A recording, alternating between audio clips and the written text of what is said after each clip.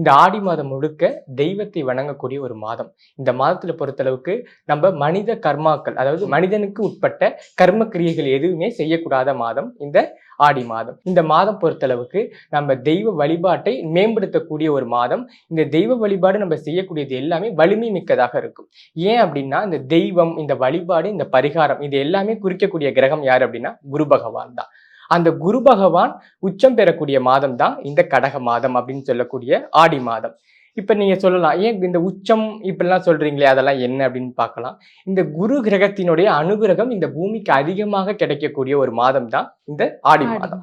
ஏன்னா குரு பகவான் தான் உயிராற்றல். அதே மாதிரி நம்ம செய்யக்கூடிய பரிகாரங்களுக்கு வெற்றியை கொடுக்கக்கூடியவர் அவர் தான். அது மட்டும் இல்லாம குரு பார்க்க கோடி நன்மை அப்படிங்கிறதும் நமக்கு நல்ல தெரிஞ்ச ஒரு விஷயம்தான். அப்ப இந்த குரு பகவான் நமக்கு ரொம்ப மிக அருகில் இருக்கக்கூடிய ஒரு மாதம் தான் இந்த ஆடி மாதம். அப்ப என்னோட ஜாதகத்துல குரு வக்ரமாயிருக்காரு, அதே மாதிரி குருவுடைய பலன்கள் தீயதாக இருக்கிறது, குருவுடைய இணைந்த கிரகங்கள் தீயதாக இருக்கிறது, குரு சனியாக, குரு ராகுவாக, இந்த மாதிரி விஷயங்கள் எல்லாமே பிரம்மகத்தி தோஷம்.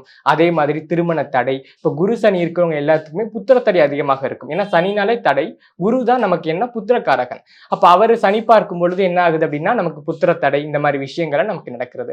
அப்ப நம்முடைய ஜாதகத்துல இந்த குருவினுடைய ஆற்றல் கம்மியாக இருக்கும் பொழுது திருமண தடை, புத்திர தடை, அதே மாதிரி பிரம்மகத்தி தோஷம், நம்மளுடைய எந்த ஒரு விஷயமும் வெற்றி அடையாத காரணம், நம்ம எவ்வளவு பரிகாரங்கள் செஞ்சாலும் அந்த பரிகாரத்துக்கு ஒரு வெற்றி இல்லை, ஒரு சக்சஸ் இல்லை, எவ்வளவோ தெய்வ வழிபாடு பண்றேன் ஆனா எதுவுமே எனக்கு கை கொடுக்கல அப்படின்னு சொல்லக்கூடிய நபர்கள் எல்லாத்துக்குமே ஒரு அற்புதமான வரமான மாதம் தான் இந்த ஆடி மாதம். அதனாலதான் எல்லாருமே ஆடி மாதத்தை இவ்வளவு சிறப்பாக இதனுடைய சிறப்புகளை பெரிதாக சொல்கிறார்கள்.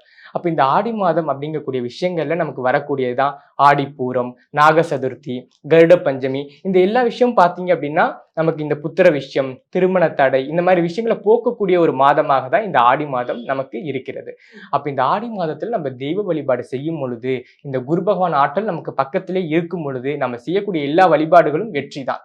அப்ப நம்ம வழிபாடு அப்படின்னு எடுத்துக்கிட்டாலே இந்த ஆடி மாதத்துல செஞ்சோம் அப்படின்னா கண்டிப்பாக நமக்கு வெற்றி தான். அதனாலதான் நம்ம இந்த ஆடி மாதத்துல இவ்வளவு சிறப்புகளாக நம்மளுடைய முன்னோர்கள் வகுத்துள்ளார்கள்.